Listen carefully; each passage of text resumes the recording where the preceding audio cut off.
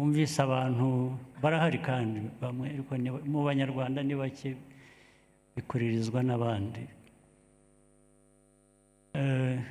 Kuvuga ngo umuntu arategura we imigambi ye guhungabanya umutekano w'u Rwanda no gutera u Rwanda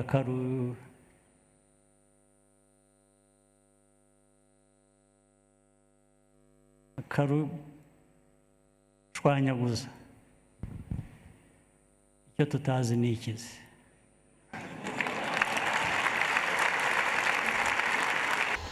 Mu by'ukuri niba ukunda igihugu ukunda abanyarwanda mu gihe cyose uzajya uri gusenga uzajya ushyiramo ngo Mana dukomeze tubashishirize perezida wacu, dukomeze turindire umuyobozi wacu.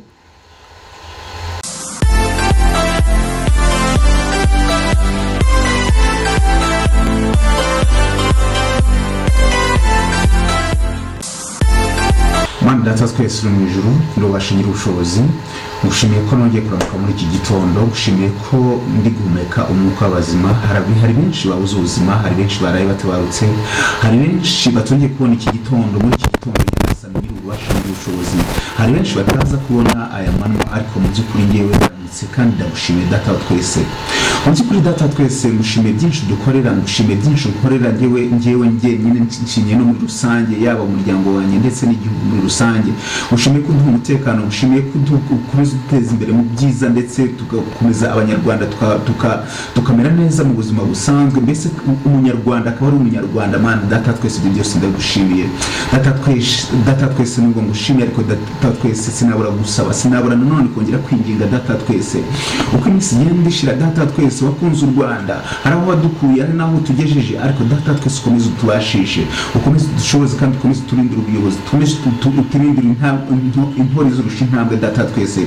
Ukomeze n'ukuri tujya imbere, ukomeze n'ukuri mubashishe, ukomeze umurambishe kandi ukomeze umwongera imyaka. Mana azarame imyaka na nyakaka, akomeze atugeze ku byiza, akomeze ateze abanyarwanda imbere, akomeze ateze u Rwanda imbere data twese. Mu by'ukuri ni icyifuzo umunyarwanda wese aba afite, ariko data twese nanjye nciye bugufi imbere yawe muri iki gitondo mu isengesho nzamuye imbere yawe data twese. N'ukuri ndongera ndabigusabye ndakwinginze data twese, niwe ufite inkoni, niwe waravuze ngo niwe papa w'imfubyi, ukaba umuganga, ukaba byose data twese, byose ubifite mu kiganza cyawe. Uyu uvuze ngo baho umuntu abaho, niyo uvuze ngo pfa umuntu arapfa, ariko data twese turagusabye nuko uzakomeza umuntu wisha imyaka na nyakaka. Nukuri turacyafite byinshi byo kureba, turacyafite byinshi tugutegerejeho data twese, ndetse dusabye umutekano igihugu cyacu turagufite, ariko data twese tuzawuhorane igihe cyose data twese, ndetse dukomeze tubone isezerano, dukomeze tubone ibitangaza, dukomeze kubona byinshi data twese uduhishiye. Waravuze ngo ukunda abanyarwanda ndetse ngo uri gutembera ahandi ariko ugataha i Rwanda data twese. Mu by'ukuri umubyeyi wacu, uri papa wacu data twese, uri Imana y'igitangaza. Mu by'ukuri uri Imana ishobora byose, niyo mpamvu byose tuba tubishyize mu biganza data twese. Ni isengesho ryanjye ndetse n'abandi bose bakwiye kuzajya bagusaba data twese, n'abagusaba n'ukuri kose. Baravuze ngo mu gihe cyose duciye bugufi, mu gihe cyose duteranye turi umwe turenze babiri, mbese uratwumva kandi ukadufasha. Mana yanjye ciye bugufi ndasabye kandi ndinginze, ariko nanone data twese sinasoza ndasabiye abantu bari kwa muganga, sinasoza ndasabiye abantu bafite ibibazo mu buryo bugiye butandukanye. Mu by'ukuri baravuze ngo niwe dogiteri uruta abandi, wasangiye kwa muganga abafite ubuzima bubi. Mana data twese ubafashe. Baravuze ngo niwe mugabo wapfakaza ukaba se w'imfubyi, hari abantu bafite ibibazo bigiye bitandukanye data twese, no kubasanga ukabafasha, ukabarinda, ukabarengera abafite ibibazo bigiye bitandukanye data twese iyo tuvugiye rimwe uturebera icyarimwe, ngo ubera hose icyarimwe kandi wumvira byose icyarimwe data twese. Hari benshi bari kugusaba, ngewe rero nasaba byinshi ndetse navuga byinshi ko binyuzuye, ariko data twese reka nshimwe muri iki gitondo iteka byose n'ibyo dutekereje mu mutima wacu ubona, ariko data twese nasaba byinshi, ariko reka ndekeraho irwashimira ubushobozi. Ndagushimiye kubyumvise, amen. Reka nongere mbifuriza ibihe byiza mu mwese mukomeje kugira mubana na KAGAME TV Rwanda. Amazina yanjye ni Chris Kame nkuko musanzwe mubimenyereye. mu kanya ndimo nsenga nsengera u Rwanda, nsengera ikibura. Ni byiza ko buri muntu wese ushobora gusenga ashaka kuvuga ngo uko wibuka famiye yawe, ukibuka, ushobora no kwibuka igihugu muri rusange. Bari ibintu byiza kugira ngo tubeho mbese umutekano, dufite amahoro, dufite iterambere ryacu rikomeze ritera imbere mu buryo bumwe cyangwa ubundi. Ikinzanye kuri kamera uyu munsi no kuvuga ku bintu bigera muri bitatu. Icya mbere ni umwana wa Fande wirashe. Icya kabiri ni abantu bavuga ngo umugore wa General Mubaraka Muganga ngo yaratorotse. Icya gatatu ni umuntu wavuze ngo ari muri South Africa ngo yahunze u Rwanda. Umuntu akibaza ngo umuntu yahunze iki mu Rwanda? Ni inkuru rero zagiye zicicikana ku mbuga nkoranyambaga, abantu benshi bakazigaruka mu buryo bugiye bitandukanye, ariko nanone zikatizwa umurindi n'abantu bavuga ngo ni abantu barwanya leta y'u Rwanda, barwanya ubutegetsi bw'u Rwanda. Umuntu akibaza ngo why u Rwanda turi amahoro, tumeze neza, ariko ngo umuntu akifata ngo narahunze, nari umusirikare, nagize gute, akajya kuburana ibintu nk'ibyo. Mu minsi nk'ibiri ishize ku mbuga nkoranyambaga hatangiye gucicikana amakuru avuga ko umugore wa Leta General Mubaraka Muganga ngo yahunze ngari Arizona. Ariko nyuma we ubundi ni umudamu, ni umunyamategeko, ngira ngo abantu benshi barabizi, ajya buranira abantu cyane cyane, ndetse aba no muri navuga ngo ni umuryango ufasha abantu basize bamugariye ku rugamba, kuko umugabo urumvana n'umusirikare mu bantu babohoye igihugu, nabari nabo bamugariye ku rugamba, bari barimo kubohora igihugu. Nk'umunyamategeko, umugore w'umusirikare, byanga bikunda agomba kuba muri iyo forum kugira ngo bazajye bafasha abo bantu. Iyo umuntu ashatse agakreya story ari umuntu urwanya u Rwanda, akavuga ngo umugore w'umugaba w'ingabo yahunze, abashaka kugira ngo atikaye polemique mu bantu, ku buryo umuntu ibyo ari byose, ngewe n'urugero ninumva ngo umugore w'umugaba w'ingabo yahunze, umugore w'umugaba w'ingabo, ngewe noneho urumva byanga bikunda umugaba w'ingabo abazi amakuru y'ibintu byose, abazi ngo u Rwanda rwiteguye gutyo, abazi ngo ibitero biri kuza, abazi ngo ubutasi bwacu buhagaze gutya, abazi buri kintu cyose. Iyo bigeze akavuga ngo ahungishije umugore we, bivuga ngo abageze kuri ya climax, avuga ngo noneho ibintu ntabwo bigiye koroha, nawe ubwo aba yahunga, ahubwo akavuga ngo kubera ko ndi umugaba w'ingabo ntabwo nahunga. Nuvuga ngo umuntu ntutekereze ko umuntu ukreya iyo story akavuga ngo umugore w'umugaba w'ingabo yahunze, atabaza ikintu abari gukora. Abashaka kuvuga ngo abantu banariza bahita banariza cya kintu bavuga ngo ese umugore w'umugaba w'ingabo yahunze. Dese igihe bari kubivuga, umugabo w'ingabo yarari muri Pakistan, ari kureba intwaro, ari intwaro z'ubwirinzi bamweretse zihanura indege, ibintu nk'ibyo. Abari kugira ngo abanyarwanda bahite bumva ko ibintu byakomeye, batangire bagire gute, bahunge. Kandi mu by'ukuri nta gikuba cyacitse, ntaki. Uriya ni umudamu, ni umunyamategeko kazi umunyarwanda, ni umudamu ukunda u Rwanda, ni umudamu ukunda igihugu, uretse ko nawe yasabwa ati yahise abamenya ko ati n'abantu bashaka gucuruza igihugu, kuko bari abantu benshi bari bakaya zira story, umuntu akirirwa kuri Twitter, akirirwa ku mbuga nkoranyambaga, akirirwa kuki, nuko uwo muntu nta kindi kintu abafite cyo gukora, avuga ati reka mpahire ahangaha, niho ubuzima bwe buba buri kuri izo mbuga nkoranyambaga, nta handi. Rero uwo muntu aba ari umuntu w'umuplana bya hatari, ushobora kuvuga ngo nimvuga ko umugore w'umugaba w'ingabo yahunze, byanga byakunda, niba afite n'abana ntabwo mbizi, nabo umubyeyi ntabwo yagena agasiga abana, aba yahunze. Nuvuga ngo aravuga ati abaturage nibumva ngo umugore w'umugaba w'ingabo yahunze, rero bumva ko bo ntaho basigaye, bahite nabo batangira kugenda bahunga. Niyo plan yabo ibihari. Ariko mu Rwanda ibintu bimeze neza, ni rumors ngira ngo n'umugore wa nyakubahwa umugaba w'ingabo yahise abivuguruza, avuga ko ari ibintu biraho ngaho. Hari n'abagiye bahuza kuba uriya mwana Jeshi yarafashe imbunda ya papa we akiyahura. Mu by'ukuri yenda ikintu abantu bakwiye kumenya, umwana umusore ungana kuriya agafata imbunda ya papa we ntabwo aba ari umuntu utazi ibijyanye no kuko ntabwo ari ukuvuga ngo buri muntu wese ashobora gufata imbunda akayikoresha. Abazi ngo trigger bahanga, abazi ngo amasansu apanze gutya. Ntekereza ko nk'abari abantu yo bafite imbunda babitse mu rugo, hari ukuntu bavuga ngo ntabwo amasansu bashyira muri cembe, ibintu nk'ibyo bijyanye n'ibyo ngibyo bijyanye n'ibiturika. Umuntu rero mwana umenya ngo mpanze amasansu ku buryo ndibuze guhita nkora kuri trigger nkirasa, no kwiyahura nyine. Ahubwo abantu bakibaza ngo kubera iki yiyahuye. Ariko nanone ntaho bihuriye no kuvuga ngo hari umutekano ngo umukinga abana batangiye kwiyahura. Ya ntaho bihuriye.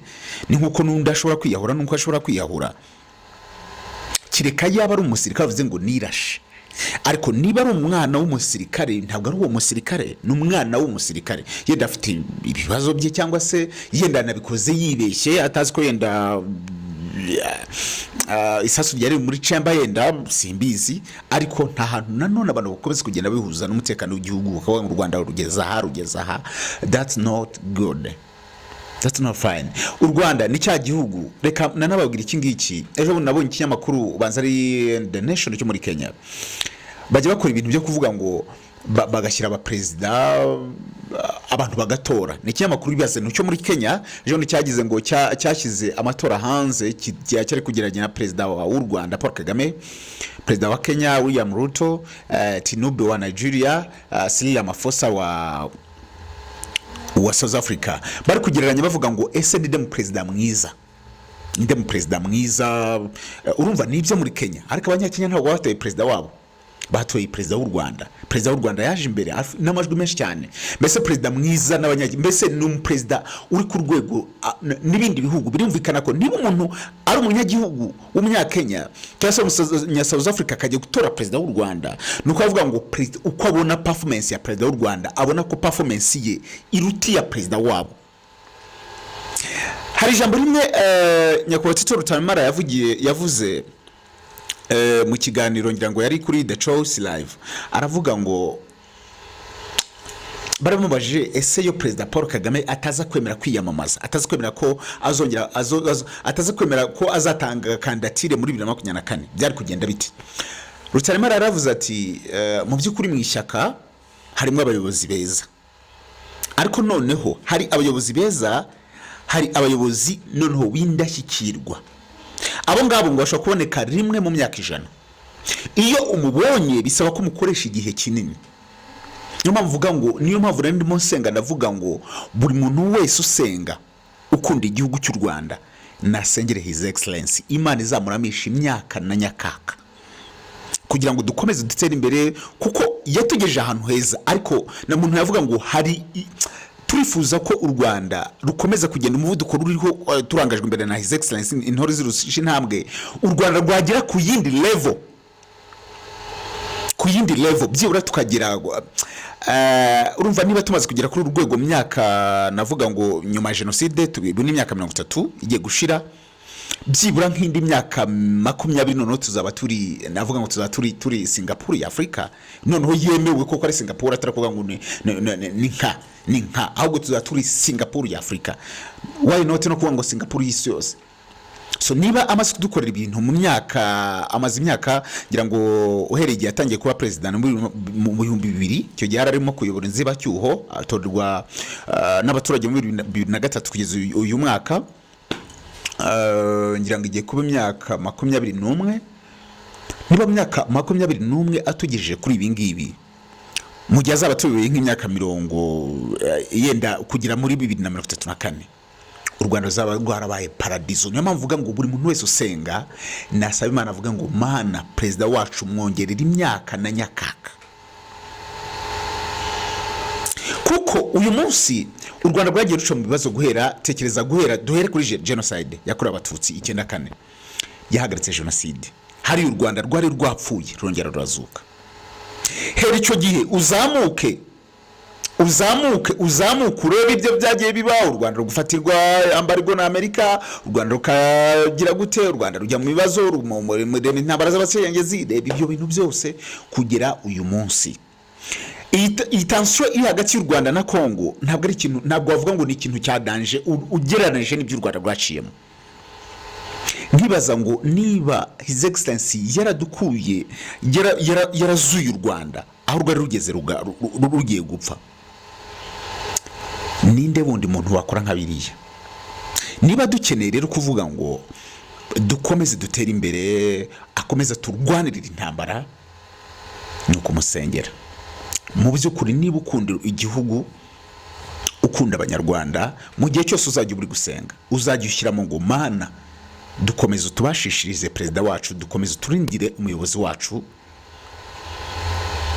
kugira ngo dukomeze dutere imbere, u Rwanda rubamo rw'amata n'ubuki, abantu bakomeze bakunda u Rwanda, ibintu nk'ibyo ngibyo. Naho ibi byo kuvuga ngo Kongo ngiraje ngo Sadeki, ibi byo ntekereza ko hari abantu bari kubisesengura ko batiyenda Kongo uyu munsi yazanye Sadeki, ngira ngo bamaze kugira abasirikare bagera mu 7,000. Benshi banavuga ko ishobora kuzaba intambara gatatu ya Kongo. U Rwanda rwakubise icyo gihe no nta nubwo rwari ruyubaka, rwarwanye iyo ntambara ya kabiri. Mu ntambara ya kabiri ya Kongo u Rwanda yene umuntu yazasubira mu mateka, icyo gihe rwafashaga RCD Goma, ariko rwarwanye n'ibyo bihugu byose byari binarenze uyu munsi noneho harimo South Africa, ngira ngo ni Malawi na Tanzania, ukiyongeraho n'u Burundi yenda na Kongo na izo za FDLR naki. Ariko uyu munsi u Rwanda rwariyubatse rufite igisirikare gihagaze neza ku mubumbe. Nandi musoma itangazo n'intu zimwe yo muri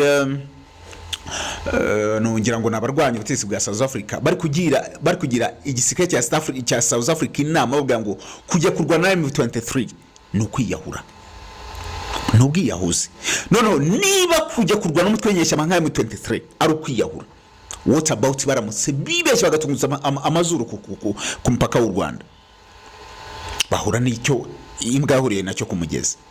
So niyo mpamvu ikiganiro nagikoze kugira ngo abantu bari kugenda bazana rumors y'u Rwanda bigiye kugenda gutya, Kongo, Kisekedi, indi Burundi, bashyire baro hasi. Ngewe mbivuga ngendeye kubera ko hari ibintu byinshi bigaragaza uko u Rwanda, intambara u Rwanda rwagera u Rwanda. Hari byinshi bigaragaza uko umuyobozi dufite ari ntori izurusha intambwe. Ibyo byose ngira ngo abantu bose barabibona. None uyu muntu aza akabeshya akanyuma nk'akariya kuvuga ngo umudamu umugaba w'ingabo z'u Rwanda, yego bayabitekereje akavuga ngo aha niho nshobora kugira ngo abanyarwanda batere ubwo bagire gute, ariko which is ngira ngo abanyarwanda ubuso hari umunyarwanda ukigira ubwoba koko ukibeshywe ibyo bintu none ko mbuga nkoranyambaga n'abantu barwaye ubutegetsi bw'u Rwanda, akandika akajya ku mbuga akandika uyu munsi u Rwanda ruhagaze neza mu bijyanye muri byose. Ngira ngo igisirikare cy'u Rwanda cyasubije cya Kongo ugatsi rwose turiteguye, kandi ntabwo twiteguye none ahubwo duhora twiteguye. Ndetse na His Excellency mu ijambo rye yigeze abwira Kongo, ngira mu ijambo rye risoza umwaka yavuze ku itariki ya 30 ubwo yatumiye inshuti z'u Rwanda n'abanyarwanda gusangira mu bisoza umwaka ku itariki ya 30 byabereye muri KCC. Yaravuze ngo hari ubwo abantu bashaka kumva ko bazashwanyagura u Rwanda, ari bubwabo bazashwanyagurika. Iri jambo niyo mpamvu mpisemo kurishyiramo kugira ngo nongere nbyibutse abantu barwanya u Rwanda ko niba umuntu atekereza ko u Rwanda ruzashwanyagurika, ari ugiye gushwanyagurika. Ikiganiro ngewe nagikoze mu buryo bwo kugira ngo mbe clear cyangwa se ntange clarity kuba bintu bavuga ngo u Rwanda ruri mu bihe bigoye, ruri mu bihe bigize gute, n'abantu bari kugenda bavuga ngo bahunze u Rwanda, barabaje pe ngo u Rwanda ngo yitavuga neza ngo n'ubutegetsi ngo bugiye gupfa, nkuru y'amasigaye mu South Africa. Ibyo ni ibintu bigenda biba mu buryo ko ngira ngo uramasirikare yavuze ko ari umujepe. Ngira ngo ni ibintu abantu iyo bose bageze hanze bahita bagenda akavuga ngo reka duhimbe story kugira ngo yenda duhabwe ubuhungiro. Bari babumwimye ko babonaga impamvu zidafatika, yitabaza urukiko rwo muri South Africa, ariko urukiko rwo muri South Africa ruza gutegeka Ministeri ya Home Affairs ko igomba kumuha ubuhungiro wowe n'umugore we. Babanje kuba impunzi mu gihugu cya Uganda, ariko baje gufata inzira bakeza South Africa, nyuma baza gusaba ubuhungiro barabubima. Uyu munsi bajya mu bijyanye n'amategeko, bajya mu nkiko, urukiko rwaho ruza gutegeka ko bagomba guhabwa ubuhungiro. Ariko nibinyuma kuko ngira ngo mwibuka umugabo umwe, nyibuka izina wajyanye na Academy ya PSG yo mu Rwanda, bagiye muri France, agezeyo ahita ashaka kugira ngo abe impunzi, abona nta yindi shwa, ahita anatuma inshuti yari mu Rwanda kugira ngo mushakire ibipapuro by'uko ngo RIB yabiri kumushakisha, ibipapuro babifatiye kuri airport kugira ngo yerekane ko ngo koko ari gushakishwa. Ariko akenshi usanga ari abantu basize bakoze ibyaha, basize bakoze amakosa mu Rwanda, bavuga ngo reka ngende nshake statut y'ubuhunzi. Abenshi niko babayeho kugira ngo bamuhe statut y'ubuhunzi, nyine ko ndi impunzi ngume mu gihugu biriya bihugu by'Ubufaransa na hehe. Ariko mu by'ukuri u Rwanda ruratuje, ruratekanye, rumeze neza, ni igihugu cy'amata n'ubuki, ni igihugu gifite umutekano, ngira ngo buri wese arabizi, ni igihugu gifite isuku, kimeze neza. Ahubwo dukomeze ikiganiro gikoze kugira ngo dukomeze dusengere ubuyobozi bwacu mu by'ukuri buzarame imyaka na nyakaka. Reka basigiremo ijambo His Excellency yabwiye abo bantu bose, yaba abo Burundi n'abandi bose, yavuze ku itariki ya 30. Mwiriwe neza muraho. Nishimiye to be your host, as they say.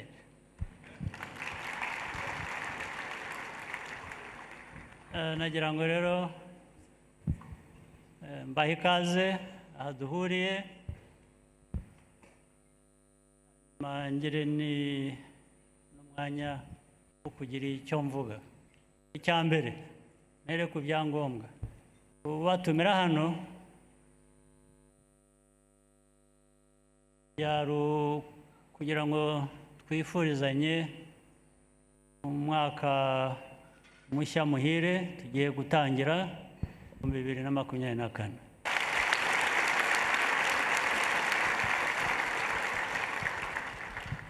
Ubu ndabubifurije rero.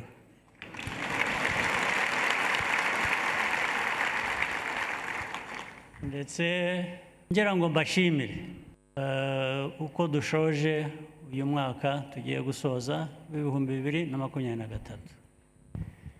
Wabayemo ibintu byinshi, ndetse byinshi kurusha byagenze neza.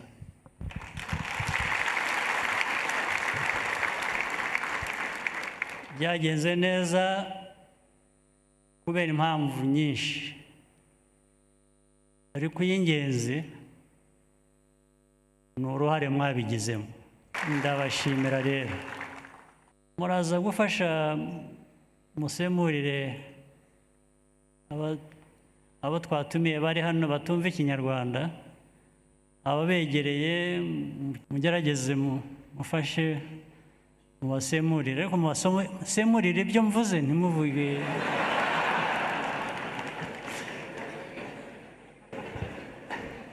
ntimushyiremo umunyu, ntimushyiremo cyangwa ntihagire ibyo cyangwa se urusenda, niba ntimushyiremo ibyo ntabuze.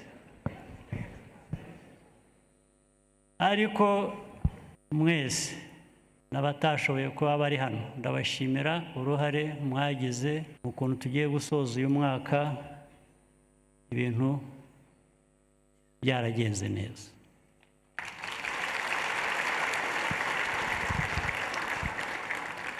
Ndetse n'ibitaragenze neza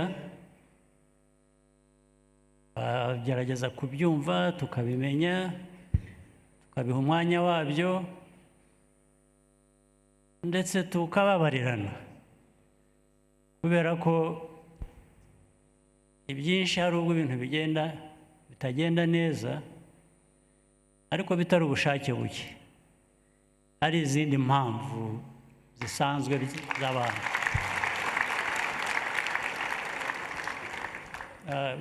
Iteka abantu bakora ibintu byinshi byiza bibaranga, hakabaho ubwo basitara ntibakore ibintu uko byari bikwiriye. Ibyo twababarirana tukabisiga inyuma, tukabisiga muri uyu mwaka.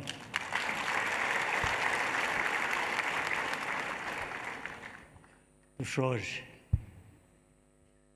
ndetse tukabivanamo n'isomo, ku buryo mu mwaka tugiye gutangira tutasubira amakosa twaba twarakoze kandi tutari tunabigendereye. Bisubiyemo ni ukuvuga ngo ntabwo bikiri ya makosa abantu bakora batabigendereye. yaba ari ikindi kibazo. Ubwo rero tubivanamo isomo tugakora neza kurusha ubutaha. Twebwe rero tumaze no kumenyera nk'Abanyarwanda ubumwe, gukorera hamwe, kuzuzanya, niho tuvana imbaraga zo kugira ngo dukore ibintu bizima. Dukomereze aho rero ndetse turusheho kuba twakuzuzanya, twakorera hamwe, twakongera n'izo mbaraga.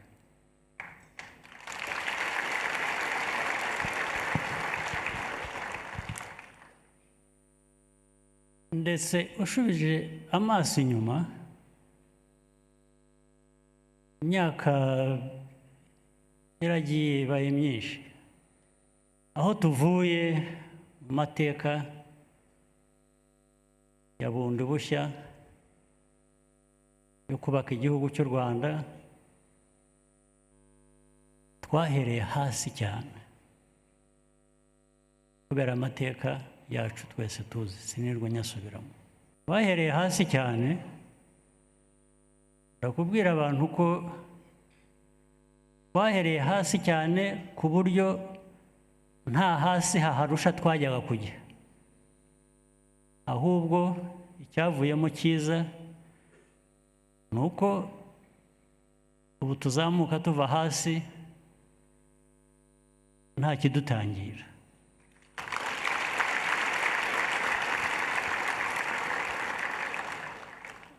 Kugira ngo aho kugira ikidutangira mu kuzamuka tuva hariya hasi twageze habi cyane, ntabwo byizana gusa, bituruka ku guhitamo, mahitamo Abanyarwanda tugomba kugira. Tugomba kugira ubwo bushake, tugomba kugira iyo myumvire ituma twakora icyangombwa cyose gishoboka, niyo cyaba kigoranye giti. Abantu baritanga, niho bava kwitanga. Kugira ngo nshimire urubyiruko ruri hano, rurimo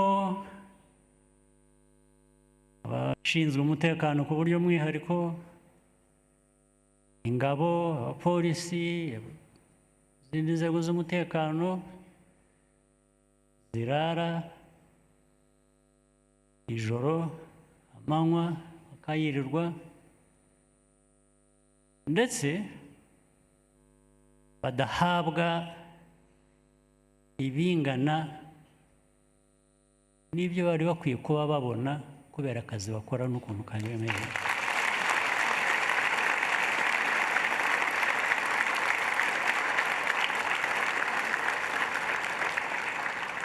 Ibyo byose bakabikora nta winuba, ko azi ko akorera igihugu cye, anibuka naho igihugu cyavuye. Niba haravugiye ko ari uguhitamo, abantu bashobora guhitamo ngo ariko na mbere ya hose u Rwanda ntirwari u Rwanda, kuki tutamera nka kwa kundi kwaho tuvuye? Kuko aho tuvuye hari abari bahari nyine, bisa nkaho ntacyo byari bibatwaye, wenda niko bari bahisemo, namwe mwahitamo. Ariko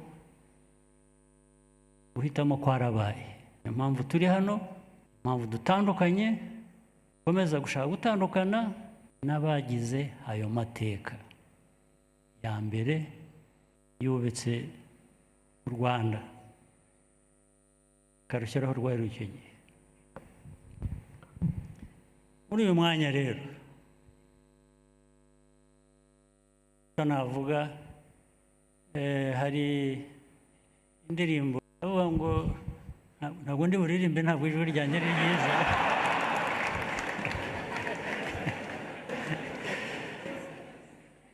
Ndavuga amagambo gusa, hanyuma abazi kuririmba muririmbe. navugaga ngo ibyiza by'u Rwanda, uvuga ngo mvuga iki ndeka iki, ibyiza by'uru Rwanda. Ibyiza birahari, nabivuze sinabirangiza, ndetse uyu mwaka turangije muzi inama zabereye hano zihuza amahanga y'isi yose, zibikorwa, ibirori, ibintu ndetse byose biganisha ku majyambere y'igihugu, ndetse birimo n'imyidagaduro. Mu myidagaduro habamo byinshi. Dagadura abantu bakwiye kwishimira cyangwa se kugira ubuzima bushimishije. Kwidagadura rero ubuzima bushimishije ni n'ubuzima bushingira ku bikorwa abantu baba bibuka kugira ngo igihugu gikomeze gutera imbere.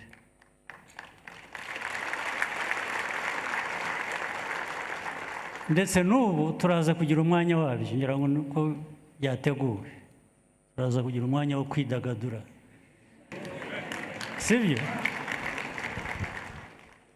Kandi tujya twumvikana ko iyo tugiye gukora ibintu tubikorana ubushake,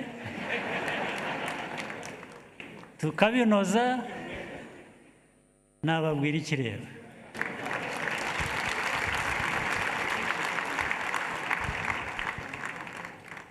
Ariko mbere yo gusoza, reka mvuge ngo no muri uko kwidagadura twishimira ibyiza, ariko tunidagadura tutibagirwa ibibi byabaye cyangwa bishobora kuba. Ubwo rero mu bitekerezo haba harimo ibyo byombi, bishimira ibyiza ndetse urishima witegura n'ibishobora kudusubiza inyuma kugira ngo bitaba. Nk'iyo wumvise abantu barahari kandi bamwe, ariko mu Banyarwanda ni bake, bikuririzwa n'abandi, kuvuga ngo umuntu arategura we imigambi ye guhungabanya umutekano w'u Rwanda, ni ugutera u Rwanda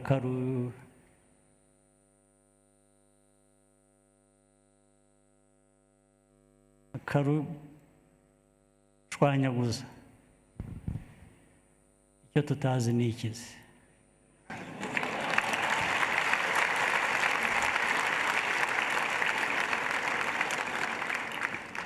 Aho ho gushwanyagurika twarahageze, turahazi, ahubwo bizaba kubatekereza kugira gutyo.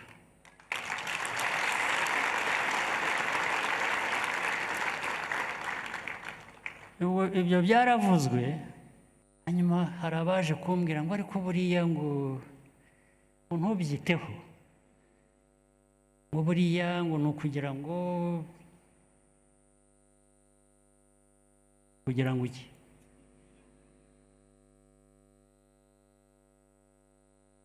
Koresha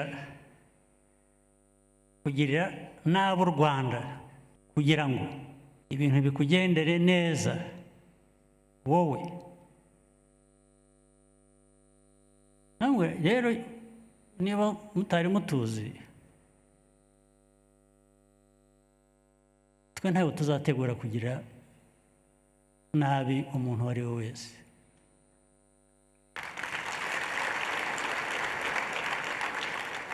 Ariko ntushobora no kuza kunyigisha ngo uriya wavugaga biriya ntabwo ari byo yavugaga. We ntabwo ari wowe yavugaga, yavugaga. Kuri njye rero ngomba kwitegura kugeza igihe nzabonera ibimenyetso ko atari byo yavugaga.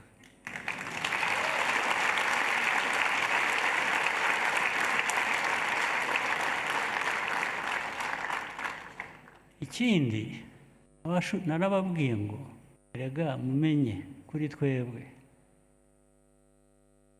ntacyo tutabonye, nta gishobora kutubaho kiri hanyuma y'icyatubayeho.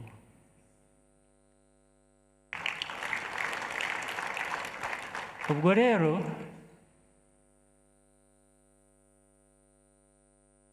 ushaka kudukiriraho cyangwa kudukoresha kugira ngo agere ku ibyo biramureba, ndetse rimwe na rimwe abantu benshi bagashyigikirwa n'uko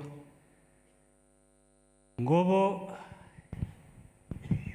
ubundi nawe yakubyemera ibyo bambwira, nawe yakubyemera kuza kumbwira ngo buriya arabeshya nta kizaba, nawe yakubyemera niba twari mu isi.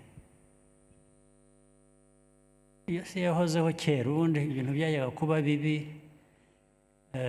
isi igahaguruka ikamagana umuntu ugira nabi, isigaho ntibibi. Ubwo nyine ni ukuvuga ko icyo gihe u Rwanda rwavuga ngo isi izadutabara cyangwa izabyumva, izahagarika ushaka kugira nabi. Ariko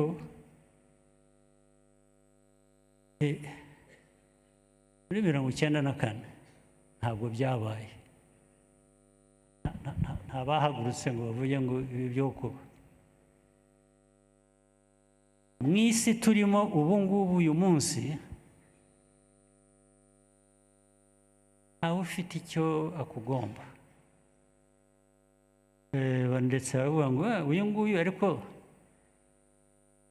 turamushakaho iki, afite iki yaduha. The world of today, kamivuge mu English, the world of today, we are used to being told that, people have interest. It's no longer facts, it's no longer evidence, it's no longer whether it is right or wrong, it is interest. So if somebody has interest in the one threatening me, more interest in that than me, then you know you are on your own. So Rwanda has been on its own. We have tested it, we know it. So we're not scared, not threatened by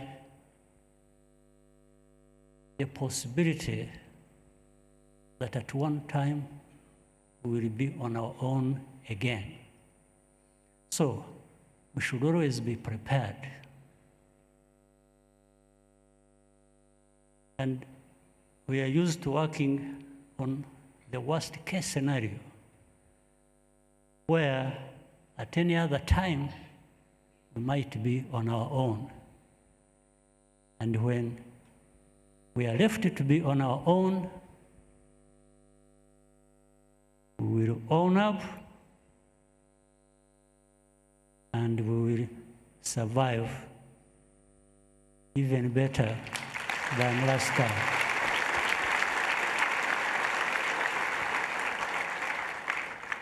Birenze n'iby'ubushize.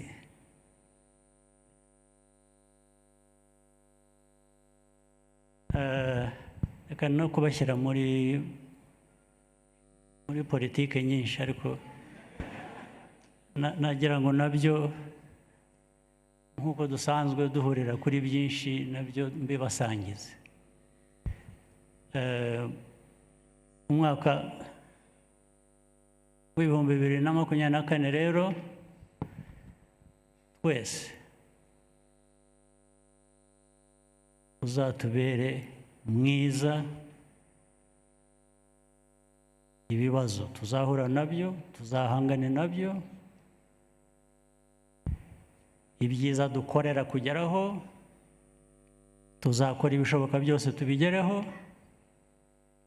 Ariko nari mfite ubwo butumwa bubiri, bumwe kuri twe abanyarwanda, ubundi ku bandi batari abanyarwanda bari muri cya gice navugaga.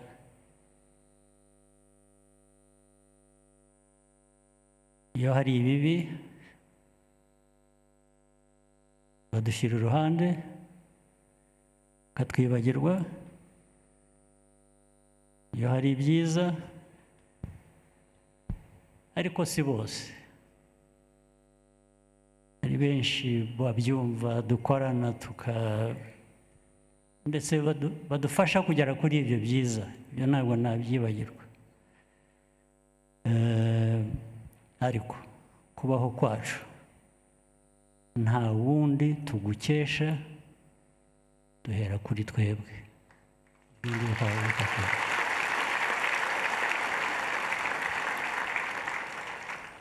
Nyuma, after boring you with all this stuff, I want you to be happy tonight. You can dance your something off. All right? Have a good evening.